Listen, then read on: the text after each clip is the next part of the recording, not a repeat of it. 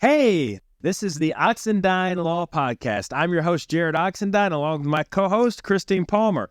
And with over 36 years of combined experience, we are here to give you the knowledge and expertise that you need to navigate through your divorce case. From a complex divorce case all the way to a nasty custody battle, we're going to tell you what you need to know.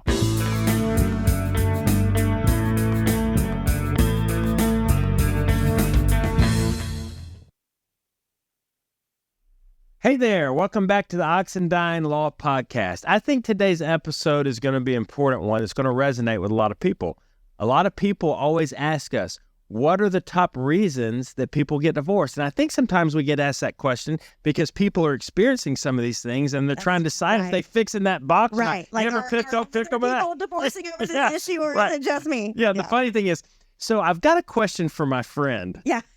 And I'm always wondering, I know who the friend is. Yeah. The friend's probably, I never tell them I know it's that they're the friend, right? But people want to know, am I going through something similar to what other people are going through? Sure. So what would the top reasons for divorce be? I know the answer. We're going to share it with you. But before we do that, Christine has an interesting take on divorce and reasons for divorce. Yeah, I'm asked this often. I was actually asked this in an interview for a magazine a couple years ago. My answer's never changed.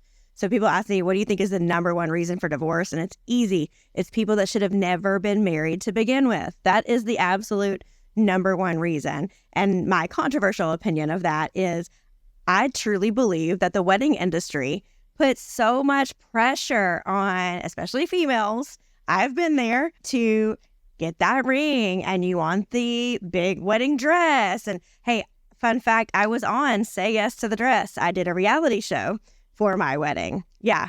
So I have been there. I've been to Bridals by Lori and tried on every gown and got filmed, and I had a giant wedding out in Hawaii. I will say that my former husband and I, we eloped. So that was our choice, the wedding part in Hawaii. We didn't have people there. But the pressure of wanting to fit in, wanting to have the ring, wanting to have the dress, wanting these elaborate giant weddings just to have a really good Instagram reel. And these people could buy a house and a car for what the parents are shelling into table placements and floral arrangements and what silverware we use. It's insane. And number one, it puts pressure on people to get married when they should not be in that position just yet. Number two, you start off your whole relationship probably in a little bit of an anxiety, and because you're arguing over, right? Like, what are we going to do? Who are we inviting? Who's sitting with whom? His family, her family. So the couple experiences the stress that is wholly unnecessary. And then number three, start off in financial distress.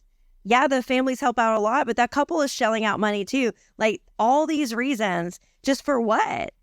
And then the marriage part, the important part, it's like, okay, well, what do we do now? Like, we've spent this year planning this wedding. So in my opinion, the number one reason for divorce is that those people should not have been married. I've asked people before, if you didn't have that big wedding, like, would you have married that guy? If he had said, I just want to go to the courthouse, I don't believe in all that, I want to go to the courthouse, hell no, I wouldn't have married him, right? Because you wanted the wedding, you didn't want the husband. Well, it's an interesting perspective. I think it's accurate. The wedding industry, dresses, rings are still very traditional. Whereas, interestingly, the whole society in general is not as traditional as it used to be when it comes to divorce, right? So you still have these traditional societal pressures to get the ring, to have the big wedding, to get married because it's the right thing to do, right? But then when it's time to get divorced, you don't even have to have a reason anymore. Right. Like back in the day, a judge would not grant your divorce if you could not prove a conduct ground. There had to be adultery, abandonment, some type of cruelty, physical cruelty, emotional cruelty. And if you couldn't prove those things, the judge would make you stay married. Now, you can get a divorce just because you want a divorce. I mean, the most honest answer I ever had from a client, because I don't know how you do it, Christine, but one of my first questions whenever I'm having a consultation with somebody is, what problems you having? What's the reason for divorce? And this guy just took a deep breath. He kind of looked at me and said, honestly, I just don't like her anymore. I was like, well, it's good enough. Check. Georgia's in no fault today, and most states are in no fault. That's it. Irretrievably broken. You're right. It's in the Georgia code is grounds number 13. I think most, if not all, the states in the country are now no fault. which means if you want a divorce, you can get divorced. If you want out, you can get out. But I agree with you. A lot of these weddings and pressures to have the big wedding and the dress and the ring are overdone. I mean, I remember my personal wedding. My wife was one of those. She wanted the big elaborate wedding. She wanted the big, all the people there. We had I think 400, 500 people at our wedding. I don't know 400 people. I mean, it was insane. And you know what I remember about my wedding? What? Very little to nothing. Yeah. Right? Because it's for everybody else. And it was over. It's not for you. Right. It's for everybody else. That's exactly right. You spend your whole time with 500 people walking around, smiling, shaking hands. You don't even know everybody that's there, and you don't get to enjoy any of it. Not versus not at all. Maybe having a small, intimate setting, closest friends and family members. Much more memorable, much more enjoyable. Yeah, no, our wedding was perfect. It was great. But like you said, it's a lot of the traditional roles, but it's now on crack, right? Like a ring isn't good enough. It's got to be a 5-carat ring. It's got to be platinum. Like a dress isn't good enough. It's got to be this designer. Like, who are you wearing? This is the Emmys. Like, it's my wedding. I'm wearing TJ Maxx, Right. And these elaborate planned engagements, they're all staged out. Yes, they're spending as much money on an engagement stunt that you used to spend on a wedding. So yeah, the industry has everything is evolved. And then what happens? Big. Then you see all that put on social media, right? Everybody, the pictures with the rock, the hand, and check out my ring, check out my nails just because I got to get a picture of my ring. And then it goes again. And then it perpetuates the cycle because now her sorority sister sees it and I can't believe she got married before me. Now I got to find a guy. Yes. Or she has a guy and she starts putting pressure on a guy that they've been she dating might for not 2 really. years. Yeah. And we've been together for 3. And you haven't asked me yet. And so she's putting pressure on this guy when she might not even really want to marry him either. That is the number one reason. The ultimatum and, again, the wedding industry. I love it. Yeah. I love it. So that's true, I think. What are some more reasons? I'll throw one out. There's really 3 top reasons, I think. First one, in my opinion, would be lack of communication. Yeah. And what I mean by lack of communication, people just grow apart. Life gets busy. You have kids. You can't drown out the noise. You're constantly running after your kids. You've got practices. You've got games. You've got school events. You've got work obligations. And then you're tired. By the end of the day, you both just sit down on the couch and you fall asleep, or you get in bed and you crash. Yeah. So over time, unfortunately, you will start to slowly grow apart. You'll stop talking. Your kids end up leaving and graduating, and you're sitting there in a room with a stranger. Yep. You're looking at that person across from you on the couch, and you're like, I don't even know anything about this person anymore. Yeah. And so the tip there, I think, again, that's one of the number one reasons for divorce: lack of communication. You grow apart over time, and all of a sudden you have nothing in common. How do you fix that? Make time for your spouse. Those check-ins. Plane trip. You got to get out. You got to check out. You got to drown out the noise. And you got to have at least once per year. I would say that's not even enough. Maybe a monthly date night. Certainly at least one trip per year where it's just you and your spouse, where you can reconnect, find the things you loved about him and the things that he loved about her. It really lights the fire. Yeah, for sure. Yeah. And not only that, but it helps you to be a better spouse too, right? Like, you forget to cater to your spouse because you don't feel catered to. And it's not like it's necessarily, he's not doing anything, so I'm not either. You're not there yet. You'll get there. You'll get to the resentment phase. But right now it's oh, good. He doesn't want to have sex tonight. I don't either. It's really like you allow each other to slack in a way that it's almost comforting. Oh, thank God. Oh, he doesn't want to go out tonight to dinner either. Oh, good. I'd much rather order a pizza. And so there's not that date night. There's not the intimacy. And you're each allowing the other to do it. And nobody's stepping up saying, no, this is not what we're supposed to do. They're sitting there saying, oh, thank God she's the same way. So that communication has got to be in there. You got to date your spouse. You do. Got to date your spouse. Number 2, I would say, is being controlled, being in a controlling relationship, which is probably also financially controlling. Sure. So, Christine, I know you've seen it hundreds of times like I have. You have the client that comes in the office. They're not allowed to have a separate bank account. Right. Their spouse has to be on the bank account. And not only is the spouse on the bank account, they're on a stipend. Yeah. Oh, yeah. His direct deposit doesn't go into that joint account. That goes into his account, and he gives you an allowance. You get an allowance. And not only do you get the allowance, you're then micromanaged on the allowance. Sure. And they're looking at your bank account. What did you buy at Target the other day? Right. Did we really need that? You have no financial independence. Everything you do is wrong. Everything he or she does is right. So you're dealing with a complete narcissist. Yeah. That gets old after a while. For sure. Yeah. And that's a slippery slope too, because generally the controller, the person who wants to exert that control, starts off by telling you, don't worry about it. I got it. And again, it's the lack of communication. So we're going to go back to that. But instead of saying, no, I want to be an equal, it's like, okay, cool. I don't have to worry about this. I don't have to balance a checkbook. I don't have to, worry about, is the credit card paid or we're going to have to pay interest? Like, I get to take a back seat. It's like a privilege until it's not. And you wake up 10 years later and you have no idea what your assets are. You're literally asking for gas money and he's checking the mileage on your car and saying, well, the school is 14 miles there and back. You shouldn't be out of gas until next Tuesday. Where are you going? That's it. And it's not just financially controlled. I hate to say it. You're just controlled. You've got to be micromanaged about when you can get together with your friends. Yeah. Even family members. Is your mom coming to town? What temperature you put the thermostat on. Sure. I've seen that legitimately. Yeah. Where it's 1 degree difference. Are you kidding me? Right. And somebody goes off Check the handle. Password to the app. You can't get in anymore. Revoke your access to the Nest because you have went it to 74 instead of 72. Yeah. You can't do anything right.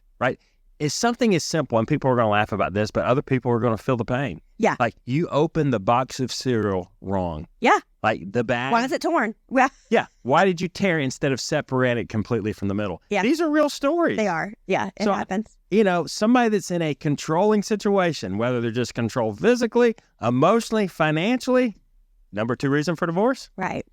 And it's also the inverse of that, because sometimes you just get to that slacking point to where the resentment phase I was talking about comes in, and then you're the one and you're like, why did he leave the peanut butter lid halfway screwed on? I mean, and it's just the straw that broke the camel's back because the spoon's in the peanut butter. And it's crazy. I can't take this anymore. I can't live like this. And they're like, can't live like what? With the half peanut butter lid on, Yeah. And these spouses that control their spouse about what they do and where they go and how they spend their time, it's not even because they necessarily want to spend time with their spouse. No. It's just because they want to control. Golf. You just need to be home doing the laundry. Yeah, they want to control you. Yeah.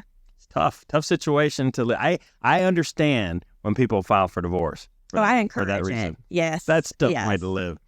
Number 3, everybody loves to talk about the sexy topic. Yes, the salacious. What am I going to say, Christine? What could possibly be the next reason for divorce? Right. Clearly it is adultery. And it's so funny, like you were talking about before, how traditional things have changed. It used to be you had to prove a grounds, and now we don't. We've talked about that in a previous episode. But, now it's like everyone hears the word divorce and it's like, did he cheat? What? Did he cheat? No. But we're getting a divorce. Oh my God. Did she have an affair? And so it's still to this day, even though I think it's probably not ranked in the very, very top of our realistic clients coming in saying it's because of adultery, it's still the most commonly thought of. I personally believe that I hear more of it. I mean, it seems like every week in the office, I have at least one client, and the reason for the divorce is either because somebody cheated or because they suspect that their spouse has cheated. That's the one too. So this all goes back to the lack of communication. And he used to never do this. He used to never do that. And because your mind wants to fill in those blanks, he's just trying to get away from home. He's probably off gambling in a gas station somewhere, and you think he's with a hooker in a hotel. But it's sort of if he's not spending money on me, he's got to be spending on a girl. Or maybe he's just stowing it away. But yeah, I think suspicion of adultery is a big thing. We have clear adultery cases. We have people that confess to it. We have people that try their best to hide it, but aren't able. So they're out there. I'm not saying that adultery isn't in the top. It certainly is. But I don't think it's quite as common as people want to think when it's the number 1 reason for divorce. A lot better reasons. And really, it's the people that have stayed in too long, usually. They didn't do that communication phase, number 1. They've possibly been controlled or not been controlled, number 2. That led them to adultery. So you probably stuck it out a little too long if we've gotten to the adultery phase. Because happy people don't cheat. Well, I don't think it's number 1, but I certainly think it's top 5. For sure. And top 3. Top 3 for sure. And, one of the other questions I get about adultery is people always want to know, is it mostly the guy? Right. Or is it mostly the woman? And I'm here to tell you, it's equal. Women cheat just as much as men cheat, and men cheat just as much as women cheat. And women are better at hiding it. There you go. And women are better at hiding it. Guys make mistakes. That's it. And they get caught. Little did they know. The woman's so shocked. I can't believe you cheated on me. Right. She had her affair probably a couple years earlier. But we didn't catch her. Super sleuths, like we will dive to the depths of the internet to find out, where this alleged girl went to middle school and find her, friend from back home. Yes, all women are super sleuths. So women are better at hiding it, and they're also better at catching the dudes. Well, and then the next natural question is, how does that affect the divorce? And I think that has actually evolved over time. I remember when I first started practicing, if you could prove that the reason for the divorce is because your spouse cheated on you, you were almost guaranteed that they were going to be punished. And when I say punished, the judge is probably going to give that person a larger share of the assets than the person who committed adultery. Yeah. I'm not seeing that as much now anymore. And the reason is because society is desensitized to sex. Right. And I know this is supposed to be about divorce, but let's talk about it. Yeah. Sex is everywhere. Sex sells. Sex is in commercials. Sex is in all like our PG movies. Like when we were growing up, like a PG movie would never have anything in there. Like it was a shock to see somebody smoking a cigarette. Oh, they're smoking a cigarette. Yeah. Now, how many PG movies have sex scenes in it? Sex scenes. It's everywhere. Sex scenes. It's everywhere. Yeah. Yes. Society is desensitized to sex and adultery, which means it's occurring more in society. Sure. People are more likely to cheat because society is more accepting of it. And judges see so much of it now to the point where, since they see it so much, it's not shocking their conscience like it used to. Right. And back to my comment about the social media too, right? Like we all can spy on each other so much more today than we used to be able to. If you just go to the other side of town, you're safe. Now, you never know. Like someone's going to see you. We're all so much more connected. There's going to be you may be in the background of somebody's photo. They're taking selfies over at the Mexican restaurant. And who is that? Scroll in. So it's so much easier to stalk people nowadays that, I think maybe adultery was as common back then. And it's just easier to get caught now. But I do think society is more desensitized to it. And I think, and we could spend an hour talking about that. The whole society in general. Celebrities, athletes, presidents, politicians. It's not even a big deal anymore. It's like, oh, another one? Okay. And so what I'm seeing in cases is you will still see judges sometimes penalize the adulterer. But now I'm seeing in most of my cases, it has to be an extreme case. It does. It has to be something that is just egregious. Got to be money involved. There's got to be money involved. It has to be a serial adulterer. Yes. The example I always like to give, and this is a long time ago, and this client's not going to know who I'm talking about, so I'm just going to tell a general story. But I represented a guy. This is when my client got hammered. Can you believe that? I have a client that got hammered. It was before me, clearly. He was over 20 years ago. Before me. But this guy cheated on his wife, and his wife was disabled. Right? She literally depended on caregivers. Bad facts. To come into the house and take care of her on a daily basis. So what did the idiot do? Ran off with this young girl, about 20-something years younger than him, and left his wife literally high and dry. He stopped paying the household bills. Oh, no. He stopped paying for her caregiver. No. So, of course, he got hammered. Yeah. Right? But those are the types of situations that I'm seeing that also involve money, high asset cases, to where a judge will actually say, okay, I'm going to give the non-offending spouse a larger share of the assets. Sure. But I'm not seeing 90-10. No. I'm not seeing 80-20. I'm not even really seeing 70-30. I mean, we're talking like 55-45, 60-40. Right. Are you seeing this? Right. No, that's exactly right. That or, all right, maybe a 55-45 and, throw in a little something else, a little like, all right, well, and we won't count the cars. Just give her, as well, it should be an offset here. Everybody's going to keep their own vehicle. We're not going to take those into account. So there'll be a few concessions. But that has to be one with bad facts. They have to have spent money on a girlfriend, boyfriend, taking trips, or introducing the kids. Always a violation. Never introduce the kids to your boyfriend or girlfriend until after the divorce is finalized. And then sometimes not even until maybe 6 months. Like we see these clauses, right? We see these clauses now that say you've got to be in a continuous relationship with your boyfriend or girlfriend for at least 6 months, 9 months, or a year before you introduce the children to the boyfriend or girlfriend, right? So be smart. Keep the kids out of it. Hey, that's a wrap. We've given you our top major reasons for divorce. And hey, we've also given you some tips on how maybe you can prevent falling in some of those traps and not get divorced in the first place. Thanks for tuning in. We'll see you next time.